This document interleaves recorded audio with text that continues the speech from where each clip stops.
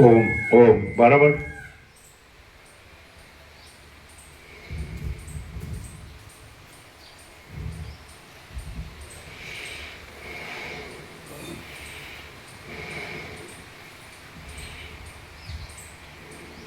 પરમ ચિદાકાશ,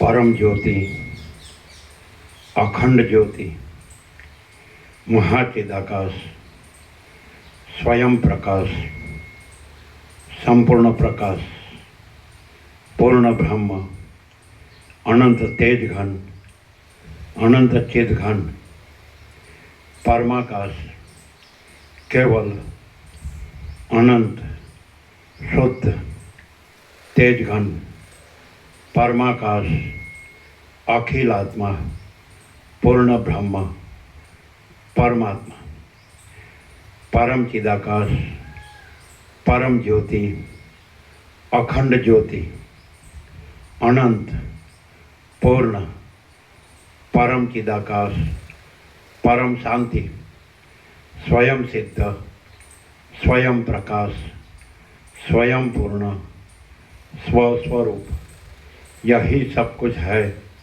इसके सिवा कुछ नहीं है। शून्यभास, अनंत कोटि, महाकल्पो है ही नहीं। महाचिदाकाश, स्वयं प्रकाश, संपूर्ण प्रकाश, महाचिदाकाश ज्योति, अनंत, अखंड, अभेद, महाचिदाकाश ज्योति, महातत्व, महासामान्य, महाचिदाकाश, स्वसंवेद्य, सहज निर्विकल्प, महाचिदाकाश, परम कैवल्य, परम शांति, परम चिदाकाश, अनंत, पूर्ण, निरपेक्ष सत, अनंत, संपूर्ण, अपरिधि, निर्भ्रांत, निरपेक्ष, वसिटराम, निर्वण उत्तरार्ध, राउंड 39મો રાઉન્ડ.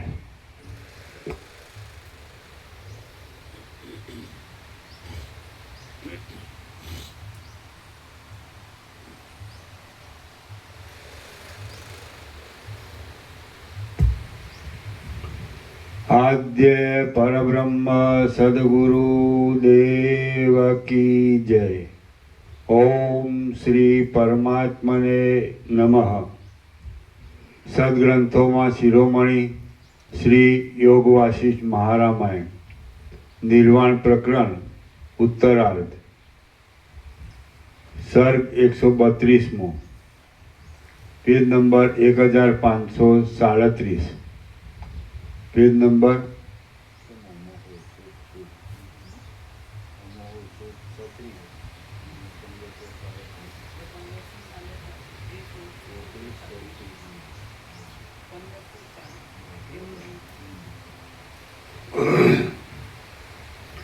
1537 सर्ग 132 ભાસના અનેક જન્મોનું વર્ણન. આ 132મા સર્ગમાં ભાસ ફરીવાર પણ પોતાના જન્મોની પરંપરા વિશે વર્ણન કરશે અને અનેક આશ્ચર્યનું તથા સંસારની નિસારતાનું પણ નિરૂપણ કરશે.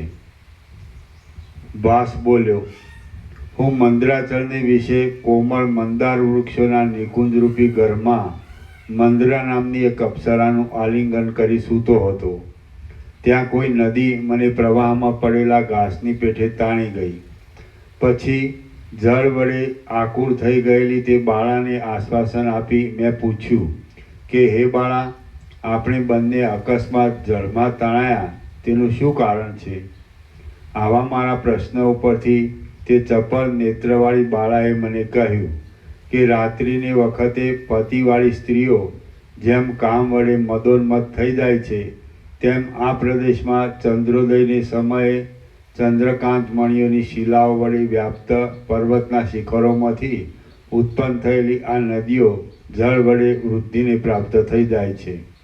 પરંતુ આપના સમાગમથી ઉત્પન્ન થયેલા રસના આવેશને લીધે હું આ વાત ભૂલી ગઈ હતી. તે અપ્સરાએ આ પ્રમાણે કહ્યું. પછી મેં જેમ ગંગાજીના કનકમય કમળમાં રહેલી કોઈ પક્ષીણી પોતાના સહચર ભમરાને સાથે લઈ આકાશમાં ઉડે તેમ તે મને સાથે લઈ આકાશમાં ઉડી ગઈ હતી. હવે હું એ નદીના જળ વડે કલેશને પ્રાપ્ત થઈ ગયો હતો અને મેં કાદવ વિનાના નિર્મળ મંદરાચલ પર્વતના શિખરની અંદર 7 વર્ષ સુધી નિવાસ કર્યો હતો. વળી મેં કોઈ જન્માંતરમાં નક્ષત્ર ચક્રથી રહિત એવું કોઈ બીજું જ જગત દીઠું હતું.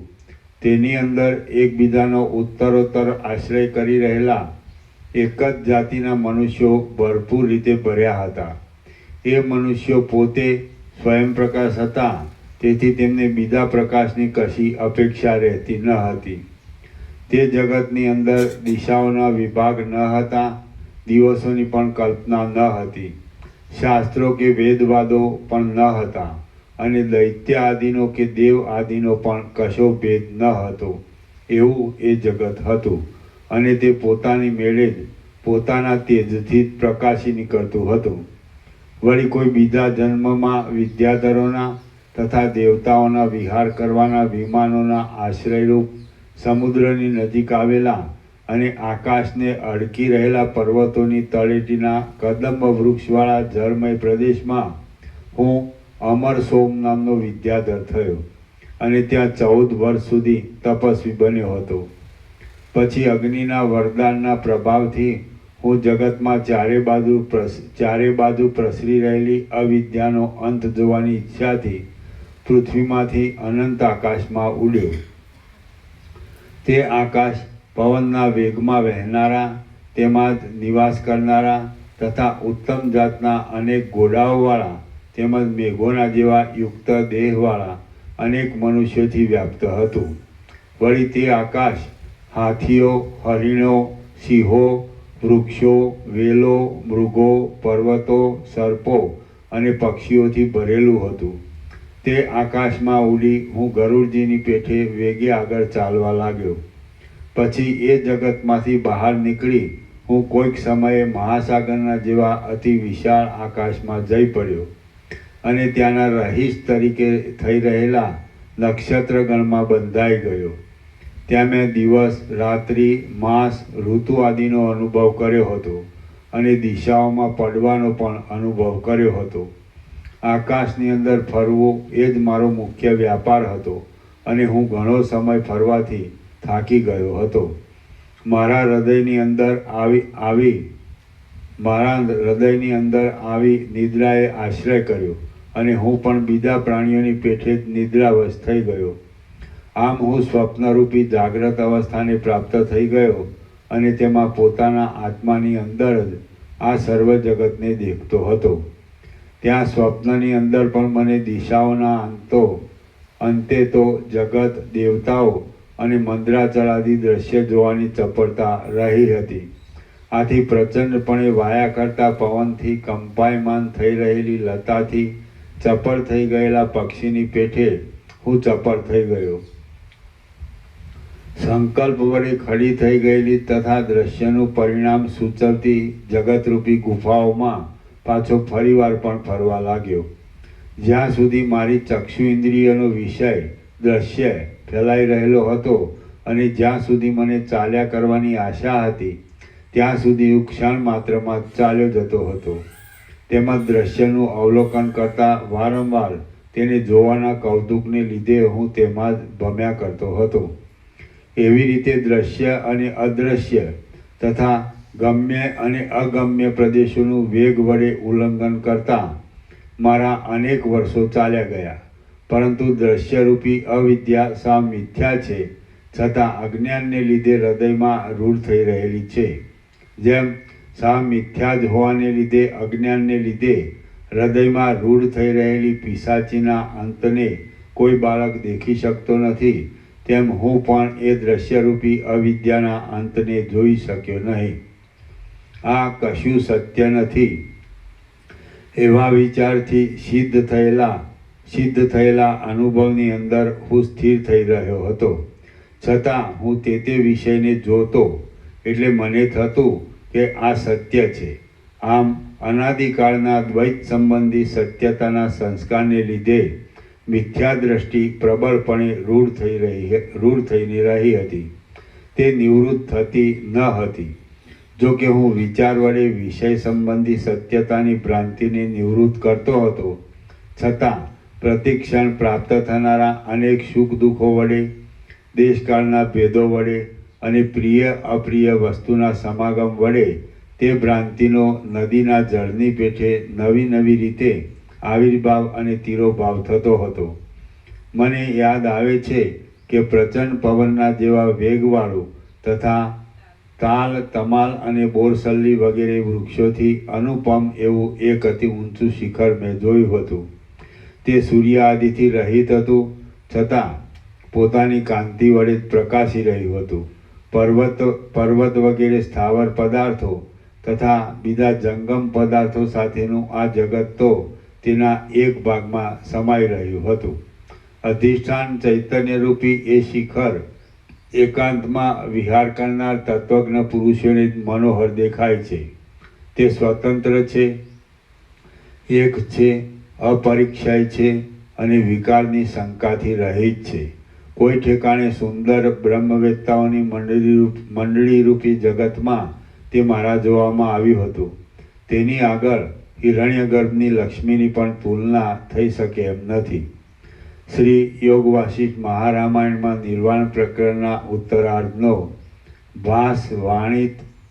ભાસવાણી સ્વજન્મ પરંપરા નામનો સર્ગ 132મો સમાપ્ત. સર્ગ 133મો સ્વર્ગમાંથી સબનું પડવું.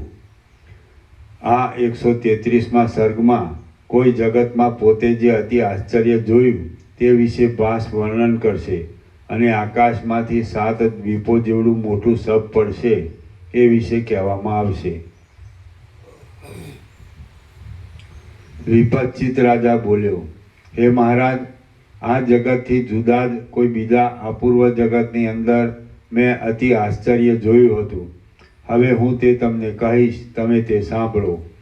એ આશ્ચર્ય બ્રહ્મહત્યા આદિ મહાપાપના ફળરૂપ રૌરવ આદિ નરકના વૃત્તાંતની દશા જેવું અતિ બીભત્સ છે. છતાં અવિદ્યા વડે અંધ થયેલા મેં તે અગ્નિના વરદાનના પ્રભાવથી અનુભવ્યું હતું. તમારાથી મનુષ્ય જાતિથી ન જઈ શકાય એવા કોઈ આકાશની અંદર એક જગત છે. તેમાં પણ સૂર્ય તથા ચંદ્ર આદિની મહાદેદીપ્યમાન કાંતિ વડે વિચિત્ર સૃષ્ટિ રહેલી છે. જો કે તે આકારમાં આ બ્રહ્માંડના જેવું છે, તો પણ આ બ્રહ્માંડની અપેક્ષાએ તે શૂન્ય છે. આથી જેમ સ્વપ્નમાં દીઠેલું નગર જાગ્રતમાં દેખાતા નગર જેવું છે, છતાં ચિત્તમાં તે તેનાથી જુદું ભાસે છે, તેમ તે જગત આ જગતથી જુદા પ્રકારનું છે. તેમ તે જગત આ જગતથી જુદા પ્રકારનું છે. હું તે જગતમાં વિહાર કરતો હતો અને મારા હૃદયમાં રહેલા ઈચ્છિત વિષયની શોધ કરવા માટે મેં દિશાઓના મુખોમાં આશ્ચર્યપૂર્વક જોયું.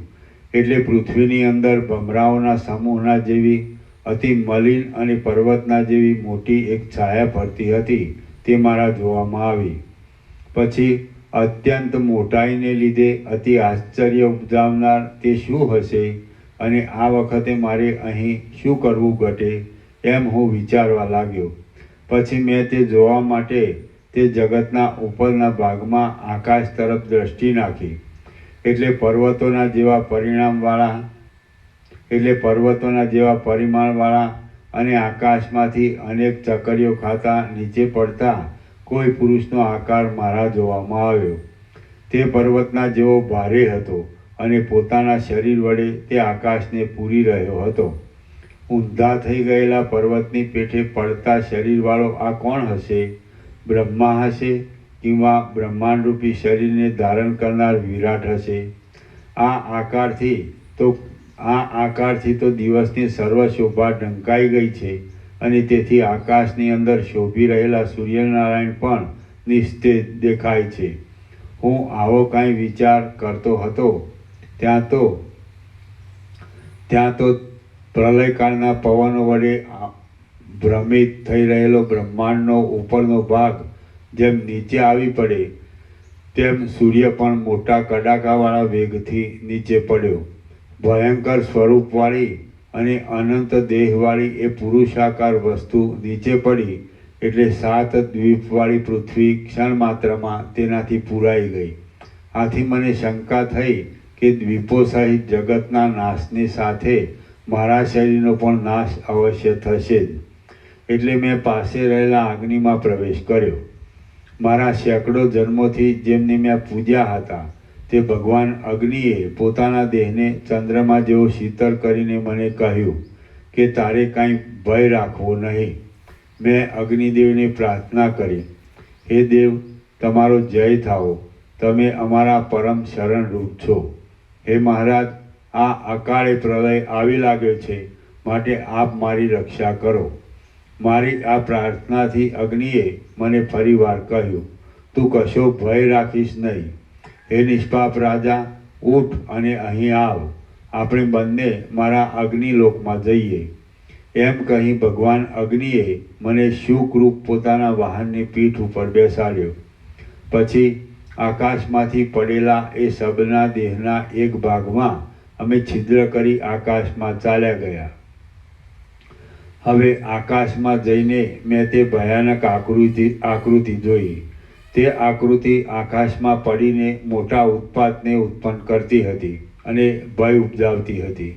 એ મોટું સબ વેગથી નીચે પડ્યું એટલે સમુદ્રો, પર્વતો, વનો, શહેરો અને જંગલના સમૂહો સાથે પૃથ્વી કંપવા લાગી. ત્યારે નદીઓના પ્રવાહ રોકાઈ જવાથી તેના 2 વહેણ ચાલવા લાગ્યા. એ વહ્યા જતા જળે મનુષ્ય આદિ પ્રાણીઓથી ખોદીને ન થઈ શકે તેવા ભયંકર ઊંડા ખાડાઓ કરી દીધા. ત્યારે પૃથ્વી ગર્જના કરવા લાગી. પૂર્વ દિશા, ઉત્તર દિશા, દક્ષિણ દિશા અને પશ્ચિમ દિશા તથા પર્વતો અને પ્રાણીઓ સહિત આખું જગત પ્રલયકાળના સંભ્રમથી ભયભીત બની ગયું અને ઊંચે સ્વરે ગડગડાટ કરવા લાગ્યું. તે સબ કડાકા સાથે વેગથી પડ્યું હતું. તેને ઝીલવાથી સર્વ દિશાઓના અંતો ગાજી રહ્યા હતા અને શબ્દાયમાન થઈ રહેલી પૃથ્વીમાં મોટો કડકડાટ થઈ રહ્યો. ત્યારે આકાશમાં પણ ગરુડોના સમૂહના ભય વડે થયેલા સંચારની પેઠે મહાપ્રચંડ અને બીજા શબ્દોને ઢાંકી દેનારો મોટો ઘોંઘાટ થઈ રહ્યો હતો. પર્વતોની ગુફાઓને દ્રઢપણે ફાડી નાખવાથી ત્યાં કડકડાટનો ધ્વનિ ઉત્પન્ન થયો હતો અને અત્યંત ભય ઉપજાવતો હતો.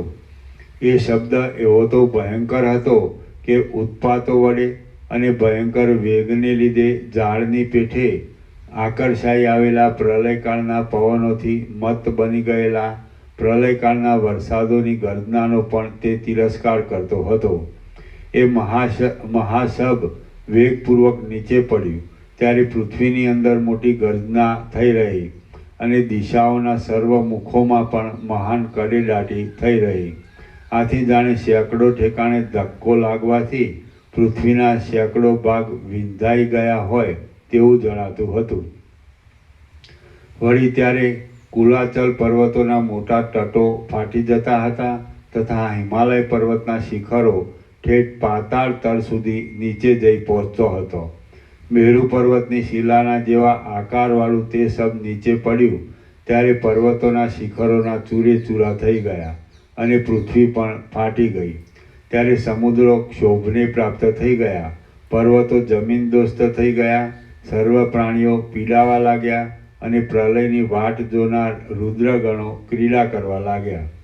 ત્યારે સૂર્ય પૃથ્વી ઉપર નીચે આવી પડ્યો, દ્વીપોના માર્ગો ઢંકાઈ ગયા, પર્વતોનો ગાણ વળી ગયો અને આખા દેશની પૃથ્વી ખેદાન મેદાન થઈ ગઈ. આકાશચારી દેવતાઓ તે શબનો આકાર જોતો માનવા લાગ્યા કે આ તો જાણે બીજો પૃથ્વીલોક નીચે આવી પડતો હોય, બીજું અર્ધ બ્રહ્માંડ નીચે પડતું હોય, અથવા તો જાણે આકાશ જ મૂર્તિધારી બની નીચે પડતું હોય એવું લાગે છે. પછી હું તે તરફ જોવા લાગ્યો તો એ માંસમય પર્વતનું એક અંગ પણ 7 દ્વીપવાળી પૃથ્વીમાં સમાતું ન હતું. એ જોઈ મેં પ્રસન્ન થયેલા ભગવાન અગ્નિદેવને પૂછ્યું કે હે મહારાજ, આ શું? આકાશમાંથી આ માંસમય દેહ શી રીતે પડ્યો? તેમ તેની સાથે સૂર્ય પણ કેમ નીચે પડ્યો? અને આ પડેલું માંસમય સબ પર્વતો, વનો અને સમુદ્રો સાથેની આ પૃથ્વીની અંદર કેમ સમાતું નથી? અગ્નિદેવ બોલ્યા, હે પુત્ર, તું એક ક્ષણભર ઉતાવળ છોડી દે, એટલામાં આ સર્વ ઉત્પાત નિશેષપણે શાંત થઈ જશે. ત્યાર પછી હું તને એ વિશે કહીશ. અગ્નિદેવ એ પ્રમાણે કહેતા હતા તેટલામાં દિશાઓમાંથી એ બ્રહ્માંડમાં વસનારા આકાશચારી દેવતાઓ ત્યાં આવ્યા. તેમના સર્વ વસ્ત્ર, આભૂષણ, પુષ્પ આદિ કેવળ દિવ્ય જ હતા. તેમાં સિદ્ધો, સાધ્યો, અપ્સરાઓ, દૈત્યો, ગંધર્વો, નાગો, કિન્નરો, ઋષિઓ, યક્ષો, પિતૃઓ, માતાઓ અને બીજા દેવતાઓ હતા. પછી તે દેવો ભક્તિપૂર્વક મસ્તકને અને શરીરને નમ્ર રાખીને શરણાગતની રક્ષા કરનારી સર્વેશ્વરી દેવી કાળરાત્રિની સ્તુતિ કરવા લાગ્યા. દેવતાઓ બોલ્યા, જે દેવી મહાપ્રલયને વિશે સંહાર પામેલા બ્રહ્માના મોટા પિંગલ જટામંડપને પોતાના ખટવાંગના ઉપરના ભાગમાં બાંધે છે, જે પોતાના વક્ષસ્થળમાં દૈત્યોની ખોપરીઓની માળાને ધારણ કરે છે, જે સંહારને પ્રાપ્ત થયેલા ગરુડની પાંખોનું મુકુટ બનાવે છે, જે સર્વ જીવોને ગળી જઈ પર્વતો, પ્રાણીઓ અને ભૂગોળ સહિત જગતનું પાલન કરી જાય છે.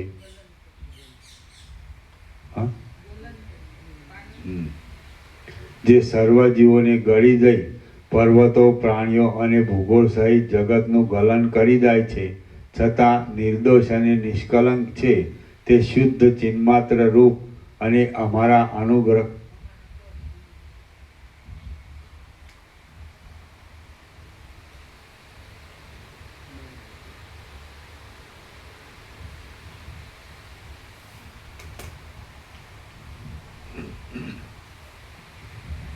જે સર્વ જીવોને ગળી દઈ પર્વતો, પ્રાણીઓ અને ભૂગોળ સહિત જગતનું ગલન કરી જાય છે, છતાં નિર્દોષ અને નિષ્કલંક છે, તે શુદ્ધ ચિન્માત્ર રૂપ અને અમારા પર અનુગ્રહ કરવા માટે જ અવતાર ધરનારા દેવી, પાલન યોગ્ય એવા અમારી સદાકાળ રક્ષા કરો.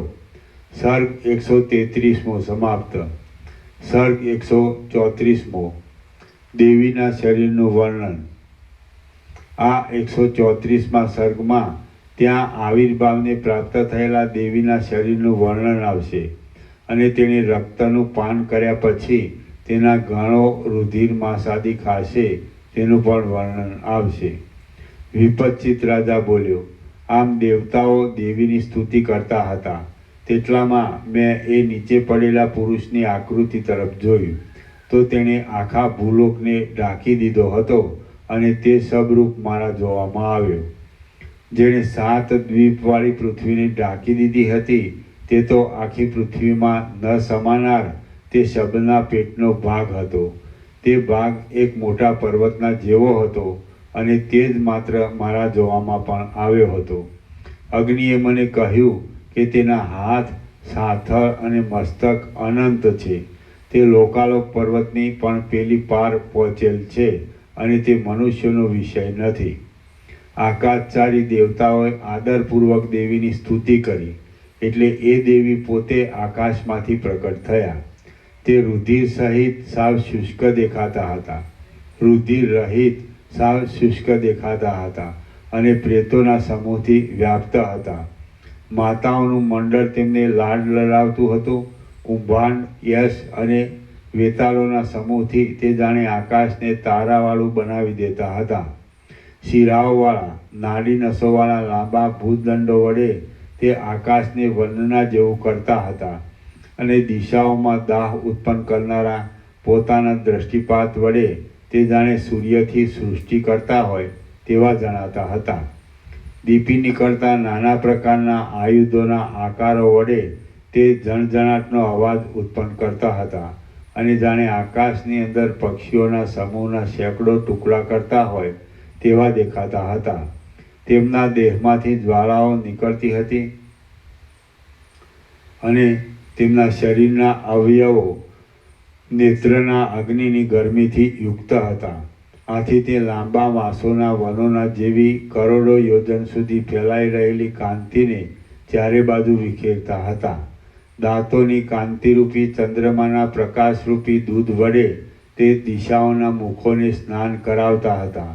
અને કૃશ અતિ લાંબા તથા અતિ વિસ્તારવાળા શરીર વડે તેમણે આખા આકાશને પૂરી દીધું હતું. કશો પણ આધાર અને આશ્રય ન હોવાથી તે સંધ્યાકાળના વિસ્તારવાળા વાદળાની પંક્તિના જેવા દેખાતા હતા.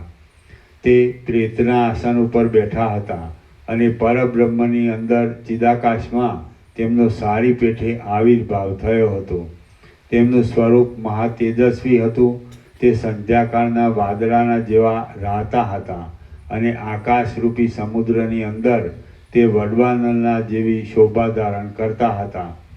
શબો વડે, શબોના અવયવો વડે તેમજ મુસલ, ભાલા, તોમર, મુદગર, ઉલુખલ, ખાંડણીઓ, હલ અને આસન વડે ચંચળ થઈ રહેલી માળાઓને તે ચારે બાજુ વિખેરી દેતા હતા.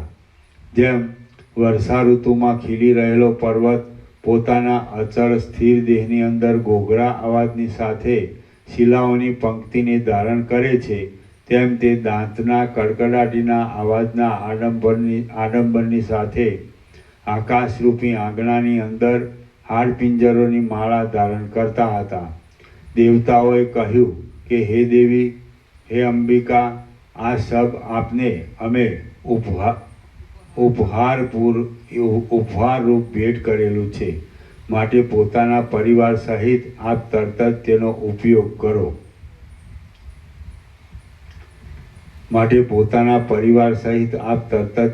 ઉપભોગ કરો. દેવતાઓના સમૂહે આ પ્રમાણે પ્રાર્થના વચન કહ્યા એટલે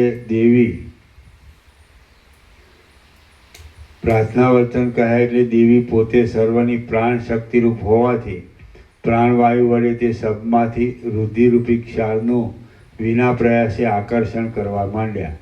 જેમ સંધ્યાકાળના મેઘોનો સમૂહ મેરુ પર્વતની ગુફામાં પ્રવેશ કરે છે, તેમ પ્રાણ વડે આકર્ષણ કરાતું તે શબનું રુધિર દેવી ભગવતીના મુખમાં પ્રવેશ કરવા લાગ્યું.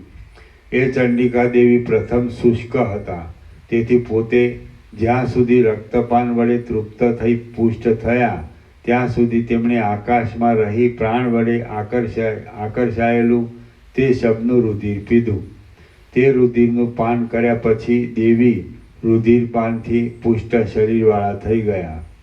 વર્ષા ઋતુના વાદળાના સમૂહની પેઠે તેમનો રંગ લાલ દેખાતો હતો અને તેમના ચપળ નેત્ર વીજળીની જેમ ચમકતા હતા. ભગવતીનું ઉદર લાંબુ દેખાતું હતું. તેમણે વિષમ સર્પોના આભૂષણો પહેર્યા હતા. તે રુધિરરૂપી આસવના મદથી મદોન્મદ દેખાતા હતા અને તેમણે પોતાના સર્વ આયુધોને ધારણ કર્યા હતા. પોતાના શરીર વડે અર્ધપૂર્ણ થઈ રહેલા આકાશની અંદર ભગવતીએ નૃત્યનો આરંભ કર્યો અને લોકાલોક પર્વતોના શિખરોના અગ્રભાગમાં રહેલા દેવતાઓ તે નૃત્યને દેખતા હતા.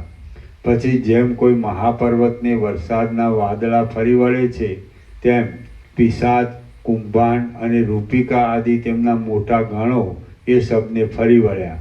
એ શબરૂપી શૈલને કુંભાંડોએ કેડના ભાગથી ગ્રહણ કર્યો.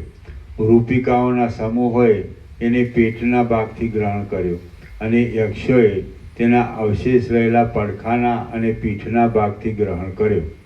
આ ભાગ પોતાના હાથીના દાંતો વડે ભેદાયો હતો. બાકી તે શબના હાથ, સાથળ તથા કાંદ આદિ બીજા અવયવો અતિ વિસ્તારવાળા હતા. તેથી તે બ્રહ્માંડને પેલે પાર જઈ પહોંચ્યા હતા. આ કારણે એ ભાગો દેવીના પિશાચ તથા કુંભાંડ આદિ ગણોને હાથ આવ્યા નહોતા.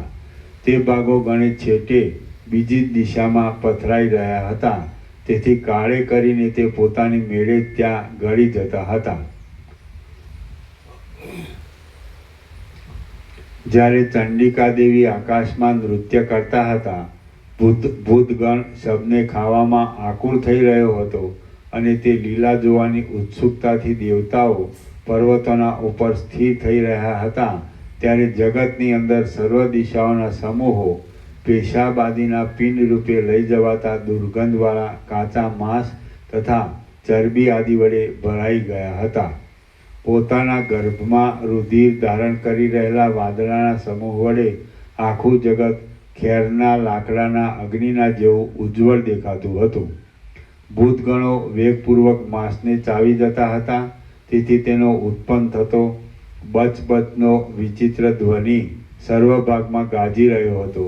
લતાની પેઠે પથરાઈ રહેલા સ્નાયુઓ અને અસ્થિઓ ભાગી પડતા હતા, તેથી આકાશની અંદર તેની કડકડાટીનો અવાજ પ્રસરી જતો હતો. ભૂતોનું પરસ્પર અથડાવું થતાં અને જુદું પડવું થતાં તેમાંથી એક મહાભયાનક અવાજ પેદા થતો હતો. હિમાલય અને વિંધ્યાચલ પર્વતના જેવા હાડકાના પર્વતથી સર્વ ભાગ વીંટળાઈ રહ્યો હતો. દેવીના મુખમાંથી નીકળતી અગ્નિની જ્વાળા વડે પાકી ગયેલા માંસરસથી ભૂતળ ભીંજાઈ રહ્યું હતું અને રુધિરના બિંદુઓ રૂપી ઝાકળ વડે દિશાઓનો સમૂહ સિંદૂર વર્ણનો બની ગયો હતો. ચારે બાજુ જોવા માટે ઊભા થઈ રહેલા દેવતાઓને લીધે જાણે દિશાઓની અંદર ગઢ બાંધેલો હોય એવું દેખાતું હતું અને સાતે દ્વીપોની ભૂમિ રુધિર વડે એક મહાસાગરના જેવી ભરપૂર થઈ ગઈ હતી. પૃથ્વીમાં પેસી જવાથી અને અસ્થિ આદિ વડે ઢંકાઈ જવાથી સર્વ પર્વતોનો સમૂહ નિશેષ રીતે અત્યંત અદૃશ્ય થઈ ગયો હતો. રુધિરની કાંતિ વડે રંગાયેલા વાદળાના સમૂહો વડે દિશાઓરૂપી સ્ત્રીઓ જાણે રાતા વસ્ત્રો વડે ઢંકાઈ રહી હોય એવો ભાવ જણાતો હતો. ગોળ અને ચપળ હાથની અંદર ફરક્યા કરતા દેવીના તથા તેમના ગણોના આયુધો વડે આકાશ ઢંકાઈ રહ્યું હતું. ગામડા, નગરો અને દેશોની યાદગીરીનું નામ નિશાન પણ ત્યાં જણાતું ન હતું. સર્વ સ્થાવર જંગમ પદાર્થોનું રૂપ ત્યાં અત્યંત અસંભવિત હોય એમ ભાસતું હતું અને ભેગા થયેલા કુંભાંડ, રૂપિકા આદિ દેવીના ગણોનો જ એક અનંત સમાજ ત્યાં ભેગો થયો હતો. પિશાચોથી આડાઅવળા લઈ જવાયેલા આંતરડાના તંતુઓ વડે જાણે ત્રૈલોક્ય બ્રહ્માંડના ઉદરનું માપ કરતું હોય તેમ જણાતું હતું. તે આંતરડાના તંતુઓ નૃત્ય કરવામાં તત્પર થઈ રહેલા ભૂતોના ગણોના હાથના અભિનય કરવાના આકાશરૂપી પક્ષીઓના બંધન માટે જાણે ઝાડ પાથરી દીધી હોય તેવો ભાવ બતાવતા હતા અને આકાશની અંદર બીજી જ સૃષ્ટિ રચવામાં પરાયણ થઈ રહેલા બ્રહ્માના જાણે પરિમાણ સૂત્ર માપવાની દોરી હોય તેવા જણાતા હતા. વળી તેઓ ઠેઠ પૃથ્વીથી માંડી સૂર્યમાર્ગ સુધી નીચે અને ઉપર 10 દિશાઓરૂપી નિકુંજની નીચે પથરાઈ રહ્યા હતા. પ્રથમથી જ વિદ્યમાન પૃથ્વીની પીઠની અંદર રુધિર પથરાઈ રહ્યું હતું, તેથી જગત એક મહાસાગરના જેવું થઈ રહ્યું હતું. વળી એ જગત પ્રાપ્ત થયેલા ઉત્પાત વડે પીડાયેલું હતું. આ જોઈને 7 દ્વીપોને અંતે આવેલા તથા સબના કુત્સિત અવયવ વડે ન દબાયેલા એવા લોકાલોક પર્વતના શિખરના ભાગમાં રહેલા દેવતાઓ અત્યંત ખેદ પામ્યા. રામ બોલ્યા, હે મહારાજ, તે સબના અતિ લાંબા અવયવો ઠેઠ બ્રહ્માંડની પણ બહાર પહોંચી ગયા હતા, તો તેણે લોકાલોક પર્વતને કેમ ઢાંકી દીધો નહીં? વશિષ્ઠ બોલ્યા, હે રામચંદ્રજી, એ સબનું ઉદર 7 દ્વીપના મધ્યમાં રહ્યું હતું. મસ્તક, પગ અને હાથ આદિ તેના અવયવો બ્રહ્માંડની પેલી પાર પહોંચી ગયા હતા. છતાં 2 પડખા વડે બંને સાથળના મધ્યથી કેડનો, બંને પડખાના ભાગથી તથા મસ્તક અને બંને ખભાના મધ્ય ભાગથી શિખરો ઢંકાઈ ગયા ન હોતા. આથી તે લોકાલોક પર્વત ઊંચો દેખાતો હતો.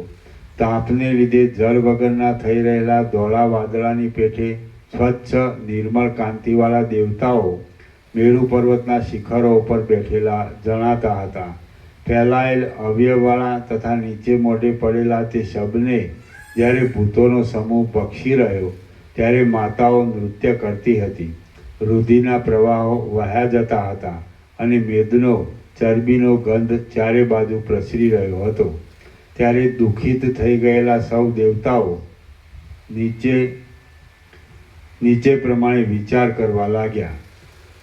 અહો, ખરેખર કષ્ટની વાત છે કે પૃથ્વી ક્યાં ચાલી ગઈ, સમુદ્રો ક્યાં જતા રહ્યા, મનુષ્યોના સમાજ ક્યાં ગયા, પર્વતો પણ ક્યાં જતા રહ્યા.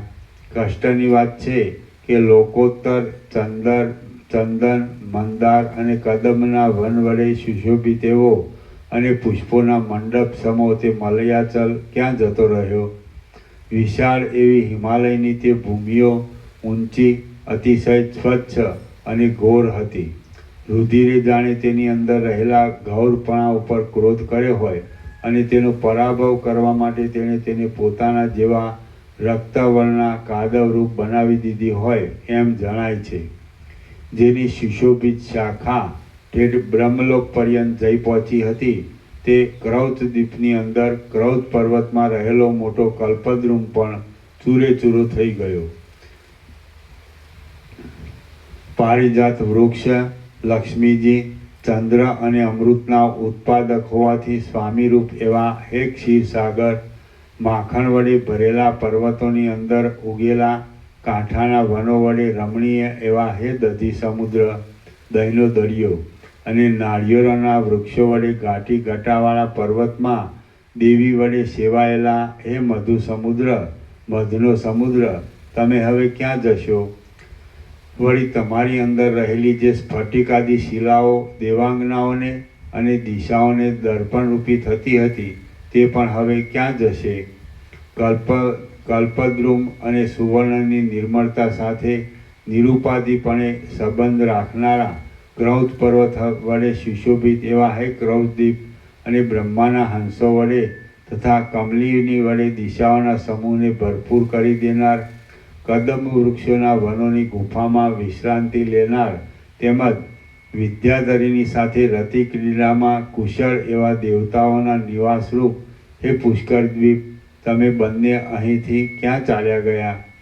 મીઠા સમુદ્રના તીવ્ર તાપને નિવૃત્ત કરનારા તથા પુષ્પો વડે ઢંકાઈ રહેલી પૃથ્વીને પવિત્ર કરનારા વનોનું, ગોમેદ દ્વીપનું, ત્યાંના કલ્પવૃક્ષનું, ત્યાંની સુવર્ણલતાઓનું, તેથી સુંદર લાગતી ગુફાઓનું, કલ્પવૃક્ષોના વનો વડે ઢંકાઈ રહેલા તથા તેના પુષ્પો વડે ધોળા થઈ રહેલા શાકદ્વીપના પર્વતોનું, શાકદ્વીપનું અને તેના કલ્પવૃક્ષનું એમ 9 પદાર્થોનું સ્મરણ કરતાં સ્વર્ગ સુખને ઉત્પન્ન કરનારા પુણ્યનો ઉદય થાય છે.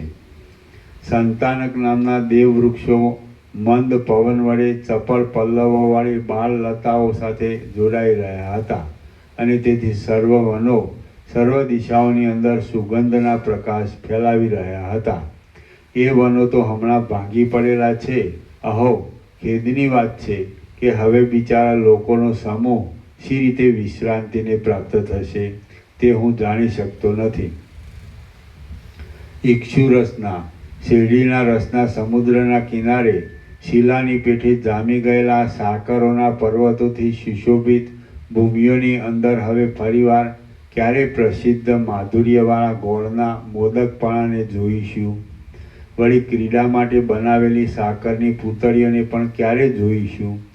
તાલ અને તમાલના વનો વડે રમણીય વનની અંદર આવેલા પર્વતના કદમના વૃક્ષો વડે અને કલ્પવૃક્ષ વડે શીતળ એવા સુવર્ણમય સ્થાનોમાં બેસીને અનેકવાર અનુભવેલા ચંદન લતાઓરૂપી સુંદરીઓના નૃત્ય હવે આપણે ક્યારે જોઈશું? હાય, કષ્ટની વાત છે કે જાંબુના વૃક્ષના તે ઉત્તમ ફળો દેખવામાં ન આવવાથી કેવળ સ્મરણ કરવા યોગ્ય થઈ ગયા. દ્વીપોને તથા સમુદ્રોને પોતાની મેખલા રૂપે ધારણ કરી રહેલી આ જંબુદ્વીપની ભૂમિ તેમના રસરૂપી જળ વડે ઉત્પન્ન થયેલી નદીને વહન કરે છે.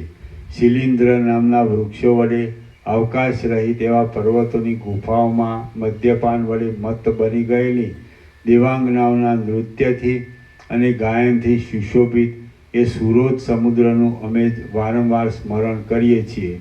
ત્યાં પ્રાતઃકાળમાં ચંદ્ર વિકાસી કમળ જેમ કરમાઈ જાય છે અને હમણાં જેમ પૃથ્વીનું વિદારણ થઈ જાય છે તેમ અમારું ચિત્ત પણ ચીરાઈ જાય છે. રુધિરરૂપી જળ વડે ભરપૂર આ નવા મહાસાગરના ઉપરના ભાગમાં સુવર્ણના મેરુ આદિ સેંકડો પર્વતોના શિખરો કાંતિ વડે દેદીપ્યમાન દેખાય છે. તે કાંતિ ઉત્તર આદિ દિશાઓના મુખમાં સૂર્યના ઉદય અને અસ્તની નજીકની ભૂમિ ઉપર પ્રતિબિંબિત થઈ રહેલી અને સંધ્યાકાળને લીધે અરુણ એવી કાંઈક ઉદય પામેલી ચંદ્રમાની કળાના જેવી છે. હાય, આવા સાગરરૂપી જળના સમૂહથી વીંટાયેલી અનેક દ્વીપો વડે સુશોભિત ઊંચા ગિરિરાજોમાં વિશ્રામ લેનારા મેઘોની ઘટારૂપી નીલકમલોના આધારરૂપ નદીઓ, વનો, અરણ્યો અને શૂરવીર પુરુષોથી શોભાયમાન નગરો, ગામડાં તથા બ્રાહ્મણોના ગામોરૂપી વસ્ત્ર વડે રમણીય તેમજ વૃક્ષો, પલ્લવો અને અંકુરોરૂપી ભૂષણવાળી એ પૃથ્વી હમણાં ક્યાં જતી રહી તે અમે જાણી શકતા નથી. શ્રી યોગ વાસિષ્ઠ મહારામાયણના નિર્વાણ પ્રકરણના ઉત્તરાર્ધનો દેવ પરિવેદન વર્ણન નામનો સર્ગ 134મો સમાપ્ત. સર્ગ 135મો. પૃથ્વીનું નામ મેદિની કેમ પડ્યું? આ 135મા સર્ગમાં ભૂતોનો સમૂહ જ્યારે એ શબનું માંસ ખાઈ જશે અને રુધિર પી જશે ત્યારે મેદ વડે આખી પૃથ્વી વ્યાપ્ત થયાનું અને શેષ રહેલા રુધિર વડે રુધિરનો સમુદ્ર થયાનું વર્ણન કરવામાં આવશે. વશિષ્ઠ બોલ્યા, મદોન્મત્ત ભૂતોના સમૂહોએ શબનો માત્ર કાંઈક જ ભાગ બાકી રાખ્યો. એટલે દિશાઓની અંદર આવેલા લોકાલોક પર્વતમાં રહેલા ઇન્દ્ર સહિત સર્વ દેવતાઓ કહેવા લાગ્યા કે આ આકાશ વિદ્યાધરોના અને દેવતાઓના વિહાર માટે કલ્પાયેલા વિમાનોનો સંચાર થવામાં આશ્રયરૂપ છે. તેને વિશે પણ તેને ગરમ કરવાને દેવીના ગણોએ આંતરડાના જાળા પાથરી દીધેલા છે. એ જાળા જાણે મેદ વડે ભરેલા અને પવન વડે ફેલાઈ રહેલા નિર્મળ વાદળાના ખંડોથી વ્યાપ્ત મોટું આકાશ હોય તેવા દેખાય છે. જુઓ, સાતેય દ્વીપોની અંદર ભૂતોએ મેદના ચરબીના જળો પસારી દીધા છે. ભૂતોએ શબના માંસનું ભક્ષણ કરેલું છે અને રુધિરનું પાન કરેલું છે. તેથી આ પૃથ્વી કાંઈક હમણાં દેખાવા લાગી છે. સર્વ પ્રાણીઓને આનંદ આપનારી આ પૃથ્વી હમણાં મેદરૂપી ચરબીરૂપી વસ્ત્ર વડે વીંટાયેલો સર્વ અવયવવાળી થઈ રહી છે. એ ખરેખર ખેદની વાત છે. આ વનો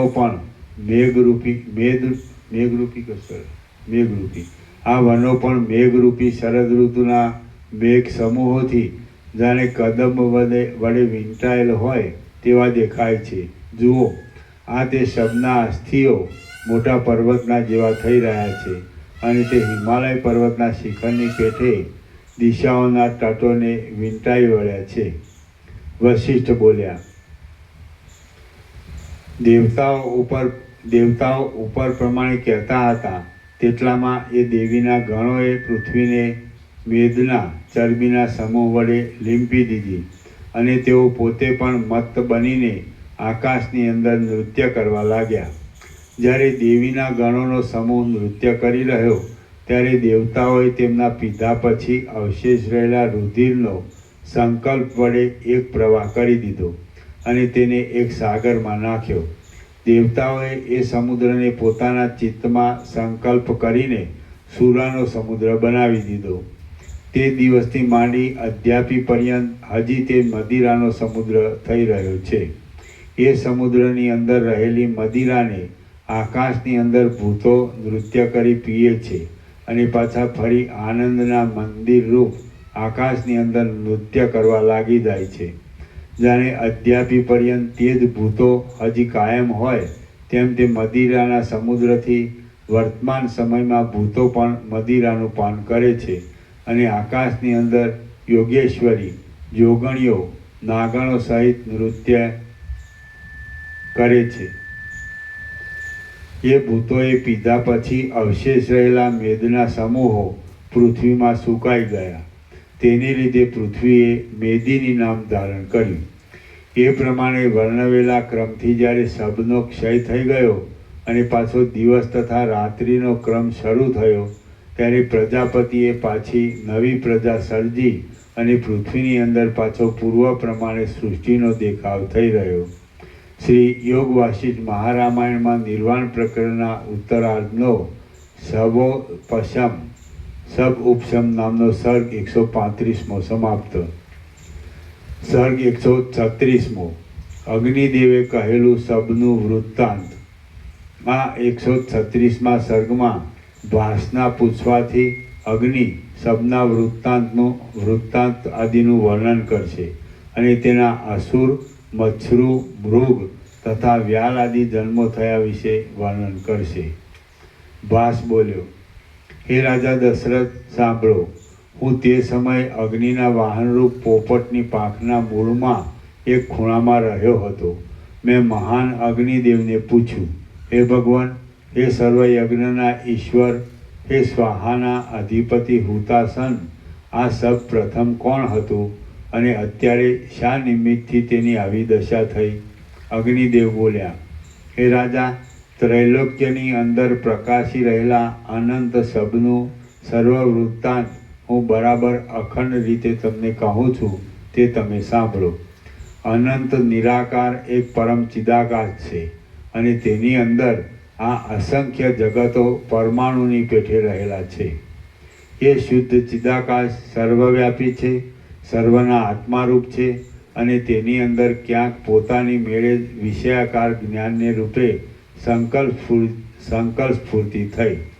પછી તમે જેમ કોઈ પથિકની ભાવના કરતા સૂઈ જાઓ ત્યાં તો પોતાના આત્માને સ્વપ્નમાં પથિક રૂપે દેખો, તેમ તેણે પોતાની ભાવનાના બળથી પોતાના ચિન્મય સ્વભાવને લીધે પોતાને તેજના પરમાણુરૂપ જીવરૂપ જોયો.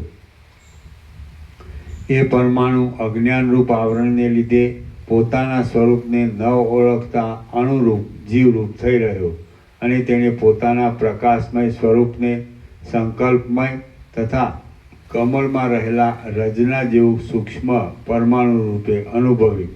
પછી તે પોતાની વૃદ્ધિની ભાવના કરવાથી પોતે જ ચક્ષુ આદિ ઇન્દ્રિય રૂપ થઈ ગયું અને તેણે પોતાના કાલ્પનિક શરીરમાં તે ઇન્દ્રિયો રહેલી છે એવો અનુભવ કર્યો.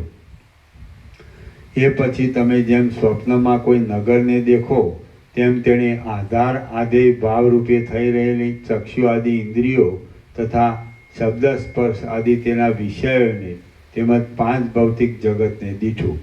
તેમાં કોઈ એક અસુર જાતિનો જીવ હતો. તે આસુરી સ્વભાવને લીધે બહુ અભિમાની હતો અને તેના પિતા, માતા તથા પિતામહ વગેરે અસત્ય તથા પ્રતિભાસ્વરૂપ હતા.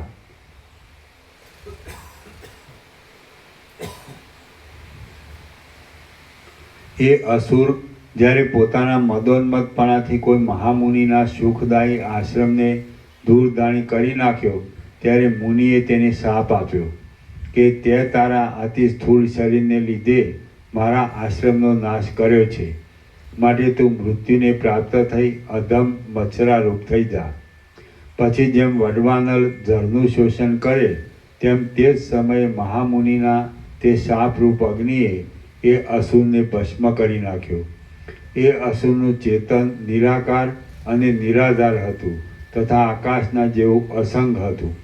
તે સુષુપ્તિમાં મૂર્છિત થઈ ગયેલા ચિત્તની પેઠે મૂર્છિત બની ગયું. તે અવ્યાકૃત ચેતન સમાનતાને લીધે ભૂતાકાશની મહાભૂત આકાશની સાથે એકતાને પ્રાપ્ત થઈ ગયું અને પછી તે પોતાની અંદર રહેલા વાયુની સાથે એકતાને પ્રાપ્ત થયું. તે ચેતન વાત પ્રાણવાયુ રૂપ થઈ ગયું અને હવે પછી તે મશક આદિ જીવનું નામ ધારણ કરશે. પછી તે પ્રાણવાયુ પૃથ્વી, જળ, તેજ અને આકાશ એ ચાર ભૂતોથી વ્યાપ્ત થઈ રહ્યો. જેમ આકાશની અંદર પવનનો સૂક્ષ્મ અંશ સ્વાભાવિક રીતે જ ક્રિયાવાન થઈ રહે છે, તેમ અપંચીકૃત ભૂત વડે પંચ તન્માત્રા રૂપ થઈ રહેલો એ ચિન્માત્ર તત્વનો સૂક્ષ્મ અંશ સ્વભાવ વડે જ ક્રિયાશક્તિથી યુક્ત થઈ ગયો. વર્ષા ઋતુ આદિ કાળ પૂર્વ દિશા આદિનો પવન અને વર્ષા ઋતુ આદિના જળના સંયોગોથી અંકુર ઉત્પન્ન કરનાર બીજ જેમ પૃથ્વીમાં પ્રગટ થઈ જાય છે, તેમ પ્રાણવાયુની અંદર રહેલું તેનું ચેતન પણ ક્રમે કરી જ્ઞાન શક્તિ વડે યુક્ત થઈ ગયું. શુદ્ધ એવા મહાત્મા મુનિના શાપને જાણનારા અને પોતાને મચ્છરા રૂપે સમજી બેઠેલા તે અસુરનું પ્રાણની અંદર રહેલું જીવ ચૈતન્ય એ મચ્છરાના સંસ્કારો વડે વિંધાઈ ગયું અને પોતાની અંદર પાંખ તથા પગ આદિ મચ્છરાના અવયવોને કલ્પી લઈ મચ્છરારૂપ બની ગયું. એ મચ્છરું એક સ્વેદ જ સ્વેદથી ઉત્પન્ન થનાર પ્રાણી છે. નિશ્વાસ માત્રથી ઉડી જાય એવા હલકા શરીરવાળું છે અને મચ્છરાના રૂપને ધારણ કર્યા પછી માત્ર 2 દિવસ જ તેનું જીવિત રહે છે. રામ બોલ્યા, હે મહારાજ, આ જગતની અંદર સર્વ પ્રાણીઓનો જન્મ યોનિથી જ છે કે પછી બીજા પ્રકારે પણ તેની ઉત્પત્તિ સંભવે છે? વશિષ્ઠ બોલ્યા, બ્રહ્માથી માંડી તૃણ પર્યંત સર્વ પ્રાણીઓની ઉત્પત્તિ 2 પ્રકારે હોય છે, એક બ્રહ્મમય અને બીજી ભ્રાંતિજન્ય. એ બંને વિશે હું વિવેચન કરું છું તે તમે સાંભળો. અનાદિકાળથી રૂઢ થઈ રહેલી જગતની ભ્રાંતિને લીધે પંચભૂતો તથા તન્માત્રાઓ વડે રંગાઈ જઈ તે આકારે પ્રાણીઓની જે ઉત્પત્તિ થાય છે તે ભ્રાંતિજન્ય છે અને દ્રશ્યમાં તેની સંગતિ ઠીક મળે છે. બાકી નિત્ય મુક્ત બ્રહ્મની અંદર જગતની ભ્રાંતિનું ભાન જ હોતું નથી.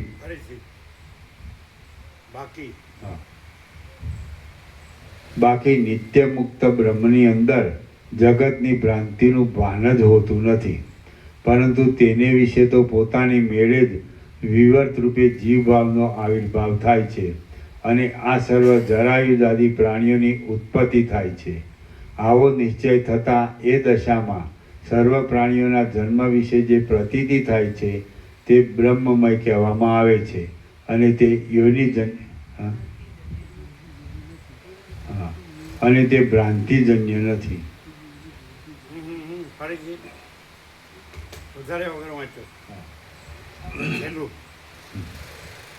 આવો નિશ્ચય થતાં એ દશામાં સર્વ પ્રાણીઓના જન્મ વિશે જે પ્રતીતિ થાય છે તે બ્રહ્મમય કહેવામાં આવે છે અને તે યોનિજન્ય નથી. કૌંસમાં પરંતુ બ્રહ્મ છે એમાં ભ્રાંતિ છે જ નહીં એવા નિશ્ચયપૂર્વક જે બધું જોવામાં આવે છે તો એ જન્મ બ્રહ્મમય છે. અને આ બધી અને બ્રહ્મ ન જાણવામાં આવે અને આ દ્રશ્ય ભ્રાંતિ સાચી છે એમ માનવામાં આવે તો એ ભ્રાંતિજન્ય છે, એ જન્મ ભ્રાંતિજન્ય છે. આ બ્રહ્મમય છે, સમજે? ખ્યાલ આવે? એટલે બરોબર છે. આ ભ્રાંતિજન્ય નથી, બ્રહ્મમાં ભ્રાંતિ જ નથી. અને એવી રીતે ભ્રાંતિ જોવામાં આવે, બ્રહ્મમાં ભ્રાંતિ છે જ નહીં. આ દ્રશ્ય ભ્રાંતિ, જગત ભ્રાંતિ કે સંસાર ભ્રાંતિ કે સૃષ્ટિ ભ્રાંતિ કે વિશ્વ ભ્રાંતિ છે જ નહીં. એવી રીતે જે જન્મ છે એ બ્રહ્મમય છે. એટલે દાખલા તરીકે એમાં દ્રષ્ટાંત કપિલ સુખદેવ એને દ્રષ્ટાંત આપેલા સનકાદિક, તો એ લોકોનો જન્મ બ્રહ્મમય છે, કારણ કે એ લોકોમાં જગતની ભ્રાંતિ જ નથી અને બ્રહ્મ સંપૂર્ણ ભ્રાંતિ રહિત શુદ્ધ સ્વરૂપ છે.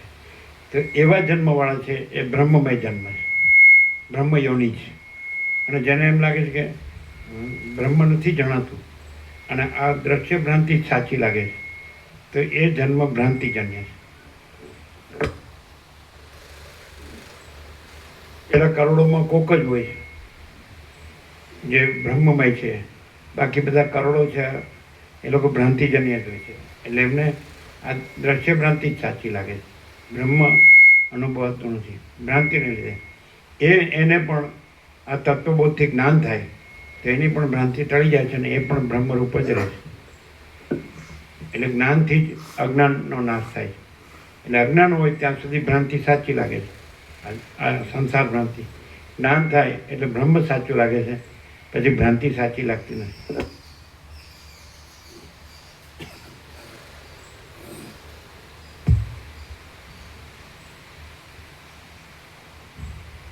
આવો નિશ્ચય થતાં એ દશામાં સર્વ પ્રાણીઓના જન્મ વિશે જે પ્રતીતિ થાય છે તે બ્રહ્મમય કહેવામાં આવે છે અને તે યોનિજન્ય નથી, પરંતુ કપિલ તથા સનક આદિ સિદ્ધ મહાત્માઓને જ જ્ઞાનને લીધે આવું અનુભવમાં આવે છે, બાકી બીજા શુદ્ર જીવોને જણાતું નથી.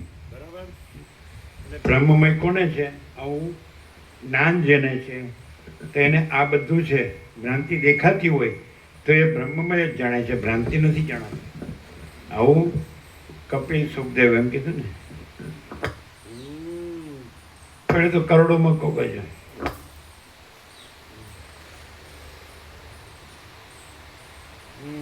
એટલે ગુજરાતમાં આમાંથી બીજે બધે તો એ બ્રહ્મમય થયેલા જ છે. તો ગુજરાતમાં એ કપિલ છે એ તમારા સિદ્ધપુરમાં થયેલા છે. કદર્મ મુનિ અને માતા દેવહૂતિ સિદ્ધપુરમાં થઈ ગયા અને એમને 9 દેવકન્યા થઈ અને 10મા કપિલ થયા.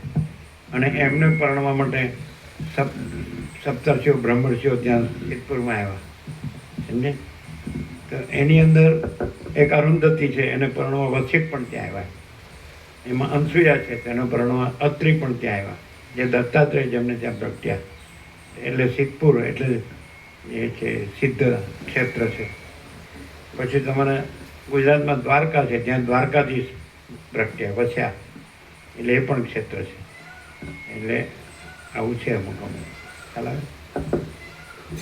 અને સ્વયંભૂ પણ પ્રખ્યાત છે, સ્વયંભૂ જ્યોતિર્લિંગ પણ છે, સોમનાથ છે એવી રીતે. અને આપણે ક્યાં તો ત્યાં બેટ દ્વારકામાં પણ છે ને માનતા છે સ્વયંભૂ જ્યોતિર્લિંગ એક હતું. હે કયું? નાગેશ્વર. નાગેશ્વર એ મોટી શિવજીની મૂર્તિ હતી. આપણે સાંજે પહોંચ્યા હતા, બરાબર. એ નાગેશ્વર એટલે એ સ્વયંભૂ પણ પ્રગટેલા છે 12 સ્વયંભૂમાં એ રીતે. એટલે આખો દેશ આમ તો એ જેની બ્રહ્મદ્રષ્ટિ છે એના માટે બ્રહ્મમય જ છે. ભ્રાંત દ્રષ્ટિ છે, ભ્રાંતિ છે ને, એને પછી બધું આ દેખાય, આ દેખાય છે એવું દેખાય. જીવ જગત દ્રષ્ટા દ્રષ્ટિ, જન્મ મૃત્યુ, સુખ દુઃખ, રાગ દ્વેષ, ઈચ્છા અનિચ્છા, બડા છોટા ભલા બુરા, સાચું ખોટું સારું નરસું, પરિવર્તનશીલ, આ બધું કોને દેખાય?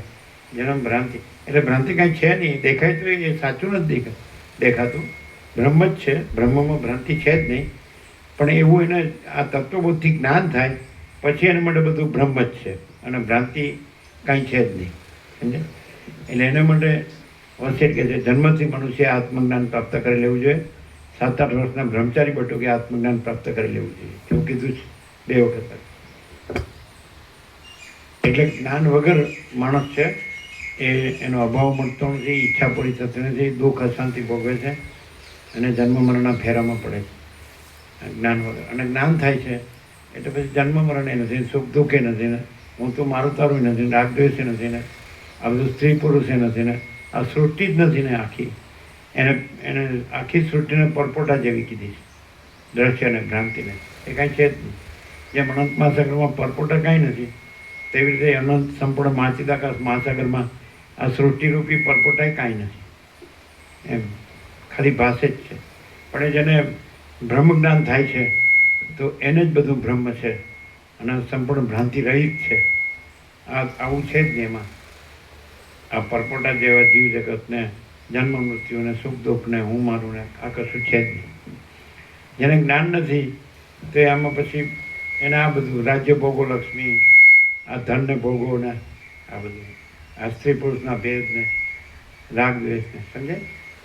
એમાં ભમીને પછી જ્યાં સુધી વાસના રહે ત્યાં સુધી એના જન્મ મરણ ચાલુ રહે. અને જ્યારે જ્ઞાનથી વાસનાનો ક્ષય થાય જ્ઞાનાગ્નિમાં તો પછી કાંઈ નથી, તો બ્રહ્મ જ છે, ચિદાકાશ જ છે. એટલે અનંત પ્રકાશ, અનંત આનંદ, અનંત શાંતિ જ છે. પરમ ચિદાકાશ, પરમ જ્યોતિ, અખંડ જ્યોતિ જ છે, બીજું કંઈ છે જ નહીં. અને એ જ બધાની અંદર બધાનું પોતાનું એ સંપૂર્ણ ભ્રાંતિ રહી શુદ્ધ સ્વરૂપ, કેવળ સ્વરૂપ છે. એટલે એ અનુભવવા માટે જ આ વસિત પ્રકાશ, સરળ સમણ, અખંડ પૂર્ણ તત્વબોધ છે. અનુભવવા માટે એ અનુભવી લે એ પછી જીવન મુક્ત છે, તત્વવેતા છે. પછી એ આ નથી, આ ભ્રાંતિ એમ નથી કે હું આ છું, આ જગત છે ને હું જન્મ્યો છું કે જીવું છું કે રાગદ્વેષ કરું છું, હું મારું કરું છું, રાગદ્વેષ કરું છું, સુખી દુઃખી થાઉં છું, મરી જાઉં છું, એવું એને ના થાય. ચિદાકાશમાં કાંઈ જન્મતું જ નથી. જન્મતું નથી એટલે પછી મળતું પણ નથી, કાંઈ થતું જ નથી, બીજું કંઈ છે જ નહીં. અને એ ચિદાકાશ એક જ અદ્વિતીય અનાદિ અનંત, એને એ કેવળ પરબ્રહ્મ અખંડ સચ્ચિદાનંદ જ છે. અને એ મહાચિદાકાશ સ્વયં પ્રકાશ, સંપૂર્ણ પ્રકાશ છે. અને એની અંદર પરમ પ્રકાશ, પરમ આનંદ, પરમ શાંતિ જ છે.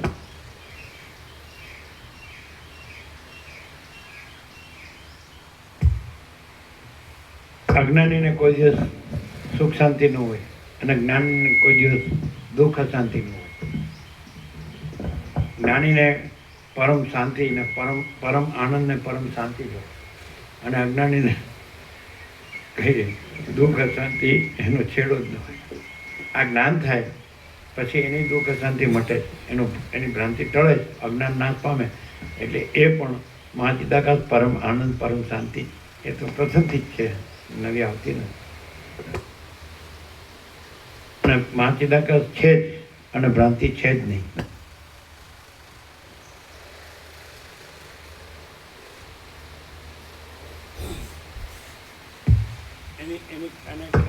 અને કોઈ આવા વસ્તી જેવા હોય અને એને મહાચિદાકાશ જ રહ્યા હોય અને ભ્રાંતિ ન રહ્યા હોય, હું એને જગતને કાંઈ ન રહ્યું, કાંઈ છે જ નહીં, કાંઈ થતું જ નથી, એવા રહ્યા હોય તો એનામાંથી મહાચિદાકાશ પ્રકાશ જ આવે, બીજું કાંઈ ન આવે.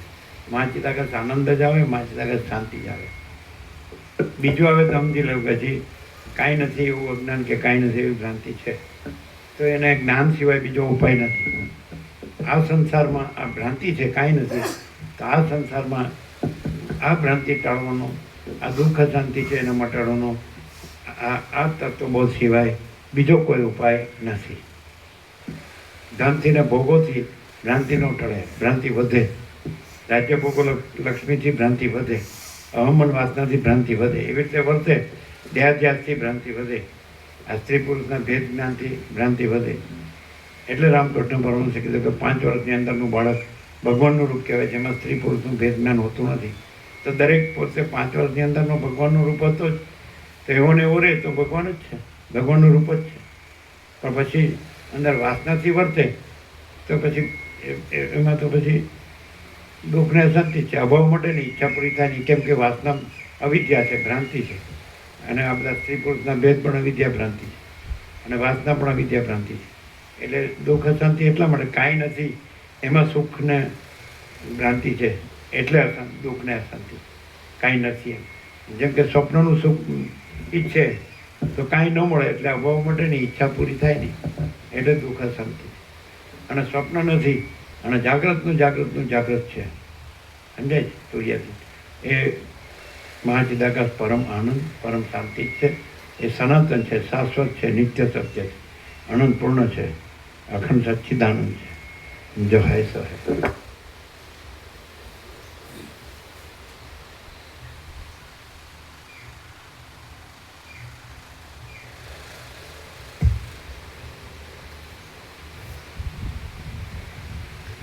આમ એ બંને પ્રકારના જન્મનો ક્રમ છે, તેમાં એ બંનેમાંથી મચ્છરું તો જગતની અનાદિકાળથી રૂઢ થઈ રહેલી ભ્રાંતિને લીધે જ ઉત્પન્ન થયું હતું. તેનો જન્મ કાંઈ બ્રહ્મમય ન હતો, માટે હું તેની ચેષ્ટાનો ક્રમ કહું છું, તે તમે સાંભળો. તે મચ્છરાએ બ્રહ્મમય જન્મ હોય તો પહેલેથી જ સનકાદિક જેવા હોય, સુખદેવ જેવા હોય, કપિલ જેવા હોય, યાજ્ઞવલ્ક્ય જેવા હોય, અષ્ટાવક્ર જેવા હોય, દત્તાત્રેય જેવા હોય, જન્મથી જ હોય ને. અને પેલા જન્મથી પેલા એ જગતની ભ્રાંતિવાળા જ હોય, ભ્રાંતિમય, એટલે ભ્રાંતિ યોની જ, બ્રહ્મ યોની જ, એટલે બ્રહ્મ જ પ્રગટેલું હોય એને બ્રહ્મ યોની જ કહેવાય. અને કાંઈ નથી એવી ભ્રાંતિ રહી હોય આપણી સંસારની, તો એને ભ્રાંતિ યોની જ કહેવાય. એટલે બ્રહ્મ જ છે, ભ્રાંતિ કાંઈ છે નહીં, કાંઈ નથી એવી ભ્રાંતિ, એ અજ્ઞાન જ છે, પણ એ જ્ઞાનથી જ અજ્ઞાન ટળે. જેમ સૂર્યમાં રાત્રિનો અંધકાર નથી, પણ રાત્રિનો અંધકાર હોય ત્યાં સૂર્યોદય થાય એટલે રાત્રિનો અંધકાર નથી, ને સૂર્ય જ છે, પ્રકાશ જ છે.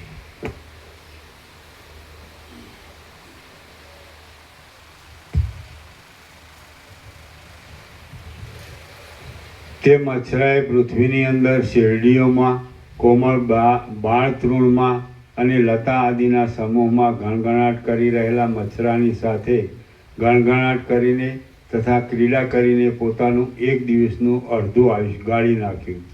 પછી તે મચ્છરાએ બીજે દિવસે પોતાની પત્ની મચ્છરીની સાથે બાળ લીલાપૂર્વક બાળ તૃણોરૂપી હિંચકાથી લાંબા સમય સુધી હિંચકા ખાવા માંડ્યા. આમ હિંચકા ખાવાથી તથા તેના ભટકવાથી તે મચ્છરું થાકી ગયું અને કોઈ ઠેકાણે વિશ્રામ લેવા બેસતું હતું. તેટલામાં હરિણના પગની ખરીઓરૂપી પર્વત તેની ઉપર પડ્યો અને તેના ચૂરે ચૂરા થઈ ગયા. મરણ સમયે હરિણનું મોઢું જોવામાં આવવાથી એ મચ્છરાનો પ્રાણ તેના આકારની ભાવનામાં ગયો અને પ્રથમ કહેલા ક્રમ પ્રમાણે ઇન્દ્રિય આદિ ભાવનું ગ્રહણ કરી લઈ તે મૃગરૂપ થઈ ગયો. અરણ્યની અંદર વિહાર કરતા એ મૃગને કોઈ પારધીએ ધનુષ્ય વડે માર્યો અને તે સમયે તેની દ્રષ્ટિ પારધીના મુખ ઉપર પડવાથી તે પારધી રૂપ થયો. એ પારધી વનોમાં ફરતા કોઈ મુનિના વનમાં જઈ પહોંચ્યો અને તેણે ત્યાં વિશ્રાંતિ કરી. મુનિનો સંગ થતાં તેમણે તેને આ બોધ આપ્યો: તું ભ્રાંત થઈ જઈને અજ્ઞાનને લીધે આ શું કરે છે? અતિ લાંબા જન્મ જરા મરણ આદિ સંસારના દુઃખો ભોગવવા માટે તું મૃગોને કેમ મારે છે? તું કેમ આ ક્ષણભંગુર જગતની અંદર મહાફળ આપનાર અહિંસા તથા અભયદાન આદિ શાસ્ત્ર મર્યાદાને પાળતો નથી? આયુષ્ય પવન વડે હાલક ડોલક થઈ રહેલા વાદળાના સમૂહમાં ચંચળ રહેલા જળના જેવું ક્ષણભંગુર છે. ભોગો મેઘોરૂપી ચંદરવાની અંદર ચમકારા મારતી વીજળીના જેવા ચંચળ છે. યૌવનના વિલાસો જળના વેગની પેઠે ચપળ છે.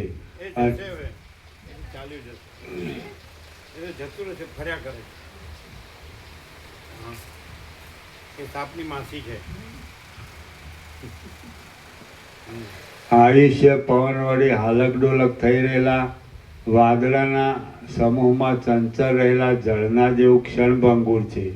ભોગો મેઘોરૂપી ચંદરમાની અંદર ચમકારા મારતી વીજળીના જેવા ચંચળ છે. યૌવનના વિલાસો જળના વેગની પેઠે ચપળ છે અને શરીર પણ ક્ષણવારમાં પડી જાય તેવું છે.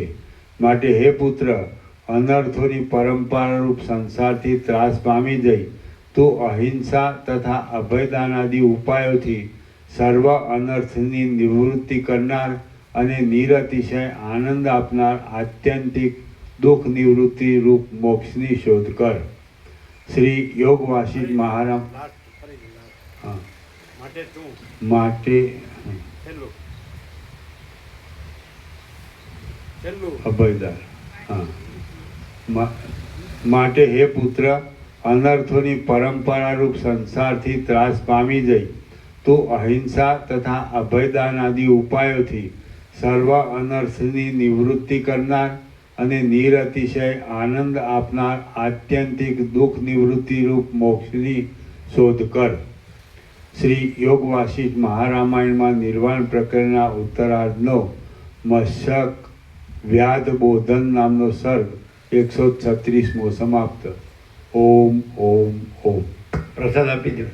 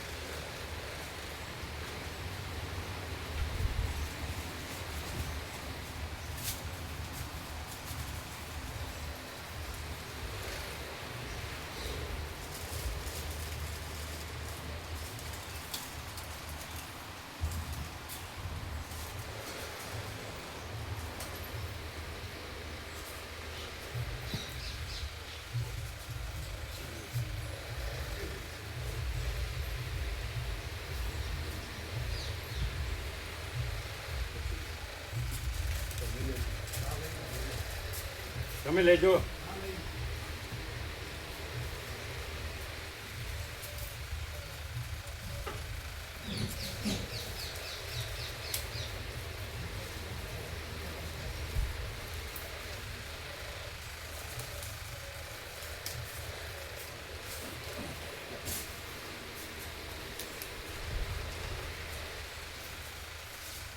અહિંસા, અભયદાન અને મોક્ષ. અને અનર્થની આત્યંતિક નિવૃત્તિ અને પરમાનંદની પ્રાપ્તિ. અનર્થની આત્યંતિક નિવૃત્તિ અને પરમાનંદની પ્રાપ્તિ. અહિંસા અને અભયદાન. અને આ સંસ્કૃતિ છે. અને જે બ્રહ્મયોની જ હોય એટલે બ્રહ્મ પ્રગટેલા હોય, એમાં બીજું કાંઈ ન હોય, એનાથી જ આ બ્રહ્મ પ્રાપ્તિ થાય. ભ્રાંતિ યુનિટથી ન થાય. એટલે કાંઈ હિમાલય બિમાલયમાં શોધી કાઢો. એ જ છે બધું. કેવી બાલે જવાનું શું ખ્યાલ? મળેલા છે એને જ લાભ લઈ લેવાનો. તો બધા બહુ મળ્યા ને તમને તો બહુ ફર્યા એટલે.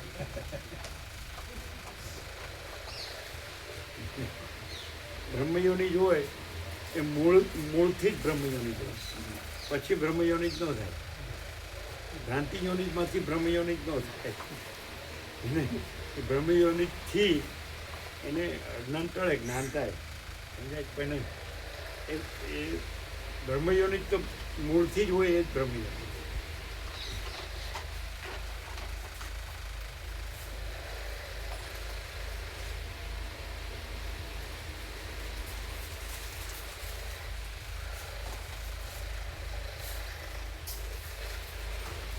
એટલે શું ડિફરન્સ? પહેલાંને પણ જ્ઞાન થાય એટલે બ્રહ્મરૂપ જ થાય, અજ્ઞાનીને, સંસારીને. તો પણ બ્રહ્મયોનિજ તો બ્રહ્મયોનિજ જ કહેવાય. એટલે જન્મ સાથે એ સાપેક્ષ એ વાત છે કે જન્મથી જ એ બ્રહ્મ હોય. સમજાય? પહેલાં પછી જ્ઞાન થયા પછી બ્રહ્મ થાય. એ બંનેમાં પણ શું ડિફરન્સ ખબર? બે બ્રહ્મરૂપ હોય. તો બ્રહ્મયોની જે બ્રહ્મરૂપ હોય અને એનાથી જે અજ્ઞાની સંસારી છે એના બ્રહ્મજ્ઞાનથી અજ્ઞાનનો સંપૂર્ણ નાશ થઈને એ પણ બ્રહ્મરૂપ થાય. તો પછી પણ એ બેમાં ડિફરન્સ હોય. ખબર પડે? પછી પણ બ્રહ્મયોની જે કહેવાય એ બેઝિકલી બ્રહ્મ જ છે અને એમાં જન્મનો ભ્રમ ધર્મૂળ હોતો નથી. પણ પહેલામાં પછી ભ્રમ તો રહે જ નહીં ને. પણ એને એવી પહેલા તો જેમ કે રામે કીધું કે હું જ્યારે હું છું બ્રહ્મ છે એમ નહોતો જાણતો ત્યારે હું બ્રહ્મ જ હતો. તો એ બ્રહ્મ જ છે ને પછી જન્મ ક્યાં છે? જન્મનો ભ્રમ ક્યાં છે? એ બંને જણ જ્યારે પ્રકાશ કરે ત્યારે પેલું કેવળ બ્રહ્મ પ્રકાશે છે, અને આ જ્યારે પ્રકાશ કરે ત્યારે ભ્રાંતિ નથી એમ કરીને બ્રહ્મ પ્રકાશ.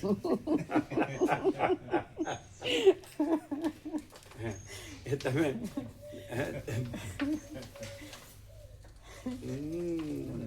અનંતપૂર્ણ નિરપેક્ષ ના ખબર પડી. શું ધારો તમે હવે બ્રહ્મ જ્ઞાન થયું, બ્રહ્મયોનિથી અને બ્રહ્મ થઈ ગયા, તો એમાં શું ડિફરન્સ? એટલે તમારી પાસે કોઈ જિજ્ઞાસુ મુમુક્ષુ આવે તો તમે શું કરો? હવે એમ કહીએ કે કે જન્મ હું થયો બ્રહ્મ રહ્યો નથી છું અને બધું બ્રહ્મ છે ને તું બ્રહ્મ છે, પણ તારી આ ભ્રાંતિ છે એ સાચી નથી. પછી કઈ રીતે એ ભ્રાંતિ છે અને કઈ રીતે સાચી નથી?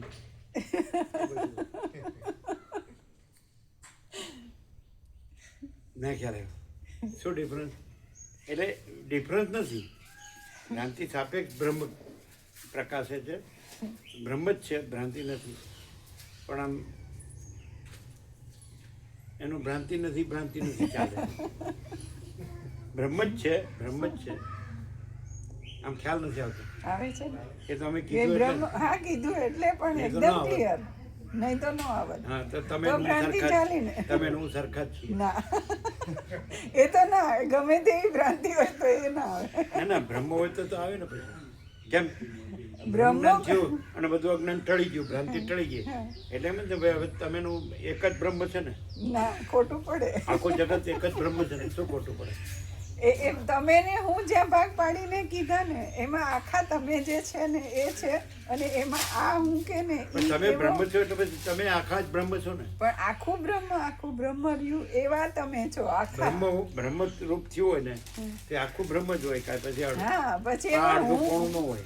આપણે આવી તમે ને ક્લિયરિટી હું ના કરી એક હોય તો એમ જ માને કે તમે ને અમે હરખા જ છીએ હવે. હું પણ બ્રહ્મથી જ માને. હા બરાબર. આ ક્લિયરિટી કરી ને એટલે હે નક્કી કે તમે મેં હરખા છીએ. શું આ ક્લિયરિટી કરી ને એટલે હવે જે ભ્રાંતિ યોનિસને બોધ થાય એ ભલે બ્રહ્મ રૂપે હોય પણ એને આવો ભ્રમ ના રહે કે તમે અમે હરખા છીએ. એટલે તમે અમે નથી અને એક જ બ્રહ્મ છે એવી રીતે આપણે એક જ બ્રહ્મ છીએ એમ થાય.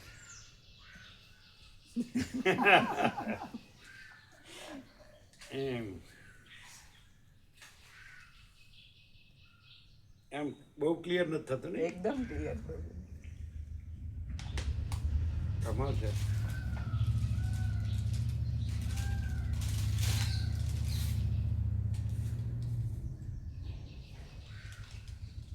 એટલે તમે બ્રહ્મરૂપ હોય તોય ભેદનો બ્રહ્મ રહે તો એ બ્રહ્મરૂપ કેવા? તમારું બ્રહ્મરૂપથી સંપૂર્ણ અજ્ઞાન ટળીને તમે સંપૂર્ણ બ્રહ્મરૂપ રહ્યા હોય તો પછી તમે ને અમે ને એક છીએ કે જુદા છીએ ને એ ક્યાં છે? પછી આખું એક જ અને અનંત સંપૂર્ણ બ્રહ્મરૂપ જ છે.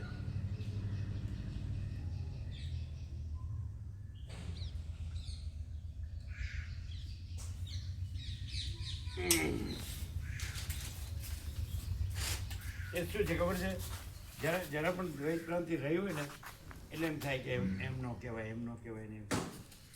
જરા પણ દ્વૈત ભ્રાંતિ રહી હોય ને જરા પણ દ્વૈત ભ્રાંતિ ન રહી હોય સંપૂર્ણ ભ્રાંતિ શુદ્ધ સ્વરૂપ જ રહ્યું છે અને એવું જ રહ્યું હોય. દ્વૈત ભ્રાંતિ સાપે કાંઈ નથી એવી દ્વૈત તો કાંઈ નથી એવી દ્વૈત ભ્રાંતિ આ જ્ઞાનથી બ્રહ્મ જ્ઞાનથી ટળી જાય અને કેવળ બ્રહ્મ જ રહ્યું હોય તો આવું બધું ન થાય કે એમ ન કહેવાય કે તમે ને હું એક જ છીએ ને એવું બધું ન થાય. એવું ન થાય. પછી કેવળ બ્રહ્મ છે પછી તમે ને હું ને અને એક જ છે કે જુદા છે ને ક્યાં રહ્યું? એટલે કંઈ પણ દ્વૈત ભ્રાંતિ રહી હોય તો એમ થાય કે એવું ન કહેવાય કે તમે ને હું એક છીએ. સમજાય? એક જ છે. એકમ એવા દ્વિતીય બ્રહ્મ નેહ નાનાસ્તિ કિંચન. પણ જરા પણ દ્વૈત ભ્રાંતિ ન રહી હોય તો એવું ન થાય કે તમે ને હું એક છે એવું ન કહેવાય. એવું ન થાય. સમજાય? એ દ્વૈત ભ્રાંતિને એવું થાય કે તમે ને હું એક છે એવું ન કહેવાય. ન કહેવાય. ગમે એવું સમજાવી દેતા આપણે ના સમજાવી દેતાની વાત નથી. સત્ય. આમ કે તો આમ સાચી વાત છે ને આમ કે તો આમ સાચી વાત છે. એવું કંઈ બધી કોર કંઈ સાચું ન કહેવાય. એક જ સાચું. આખો પ્રકાશ એક જ સાચો. જુઓ આ સૂર્યનારાયણ ભગવાનનો આખો પ્રકાશ એક જ સાચો. પછી આ ઝાડ છે ત્યાં આવો પ્રકાશ છે ને પેલું માણસ છે ત્યાં આવો પ્રકાશ છે ને પશુ છે ત્યાં આવો પ્રકાશ છે ને પંખી ત્યાં આવો છે જમીન છે ત્યાં આવો પ્રકાશ છે ને પવન છે ત્યાં આવો પ્રકાશ છે ને અગ્નિ છે ત્યાં આવો પ્રકાશ છે ને પાણી છે ત્યાં એવું નહીં. આખો પ્રકાશ જ. અને જે જુદો ભાસ છે એ કાંઈ છે જ નહીં. પછી કોઈ ભાસ હોય ત્યાં પ્રકાશ જ છે એવું અનુભવાય. બધો ભાસ છે ત્યાં પ્રકાશ જ છે એવું અનુભવાય. પછી એમ ન કહે કે આ માણસ છે ત્યાં જે પ્રકાશ છે તો એ જે વૃક્ષ છે એ પ્રકાશ છે તો એક ન કહેવાય. પછી માણસ નથી વૃક્ષ નથી અને આખો પ્રકાશ જ છે. પછી એમ કે માણસ છે એ આખો પ્રકાશ ત્યાં આખો પ્રકાશ કારણ વૃક્ષ છે ત્યાં ન કહેવાય એવું ના કહેવાય. એ ભ્રાંતિ રહી થોડી કે આ માણસ છે ને આ વૃક્ષ છે. સમજે? તો એમ થાય કે એક ન કહેવાય. પણ આખો પ્રકાશ જ આખો જ છે. આખો પ્રકાશ આખો જ છે. પછી એક ન કહેવાય એક જ છે. નહીં ખ્યાલ આવ્યો. શું કે આખો પ્રકાશ જ છે. પછી જ્યાં માણસ છે ત્યાં જ આખો પ્રકાશ છે અને વૃક્ષ છે ત્યાં નથી. એવું ન એટલે એવું ન કહેવાય એવું નહીં. હવે એવું તમે બોલે એવું ન કહેવાય કે તમે હું એક છે એવું ન કહેવાય. હા એ દ્વૈત ભ્રાંતિ રહી હોય તો જ ખંચકાવાય. હા એવું થાય.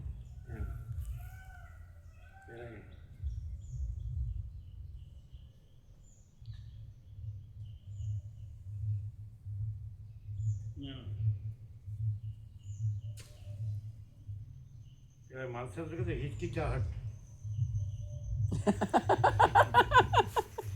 હિચકિચાહટનો ગુજરાતી અર્થ શું થાય ખબર? ખંચકાટ. ખંચકાટ. તો પોતે નાગડા પુગડા થઈને ઇન્દ્રિયો વિશે ઉભો ત્યાં ઉભો નથી થતો. ત્યાં ખંચકાટ ન થાય. અને આના કુલા જોવે તો ખંચકાટ થાય.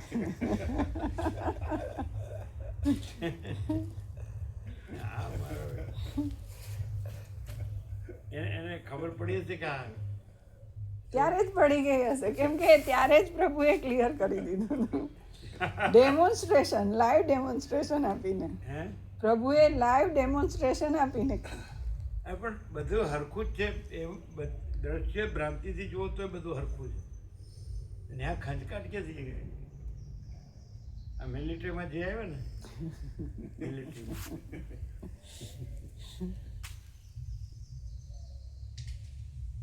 હિચકિચાહટ. રોજ હિચકિચાહટ વાળું છે એમાં રહેવાનું, મરી જવું જોઈએ. ત્યાં હિચકિચાહટ ન થાય. હા,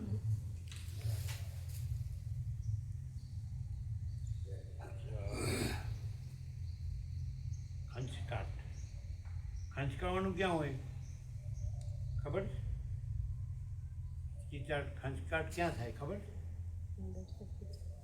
પોતાને સાચે વસિત પ્રકાશ સરળ શ્રવણ અખંડ પૂર્ણ તો બધી સાચું સાંભળ્યું હોય, જાણ્યું હોય, અને પછી ખોટું કરવા જાય ત્યાં ખંચકાટ થાય.